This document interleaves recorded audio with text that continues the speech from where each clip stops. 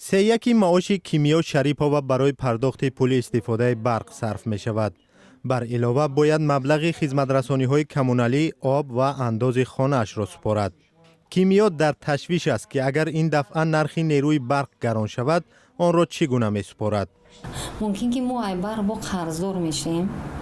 مثلا اگر همونجا ما 300 سومون یا 270 نیستگی باشه، ممکن ما 100 سومونش پرداخت کنیم، 150 یا همین خیل دیگه باقی ماندهش میگیم که ما قرضدار هستیم، تو یا 3 روز وقت مونتین یا که در آینده وای گیریم هم و پرگی همشه وای میکنیم. کیمیا با اینکه اصلا حقوق شناس است و مثل اکثر دیگر تاجیکستانی ها سبب بالاروی نیروی برق را نمیفهمد، در حالی که به قول این زن نیروی برق را نیروگاه‌های داخلی تولید میکنند.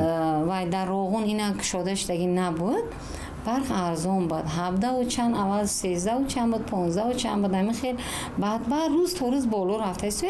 نه که همین طلباتی که از ما مبلغ میگیریم کار میکنیم در همین جوابون نیست همین چیز ما با.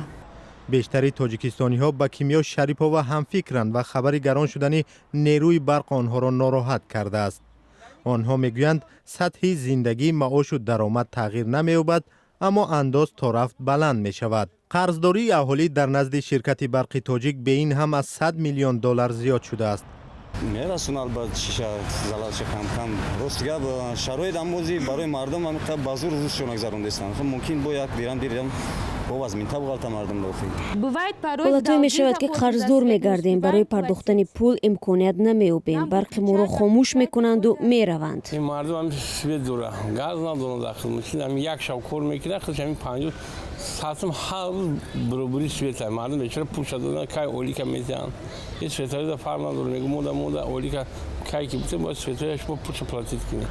بانک جهانی و بانک اروپایی رشد به حکومت تاجیکستان به خاطر تشویق استفاده عاقلانه نیروی برق توصیه می‌دهند که نرخ آن را با تدریج بلند بردارد. ولی در عین زمان این نهادهای مالی به ضرورت حل مشکلات اجتماعی اهالی تاکید می‌نمایند. به عقیده کارشناسان بانک جهانی، ترافه‌های فعلی از میزان خراجات 2 برابر پستر است و این فرقیت را باید کاهش داد.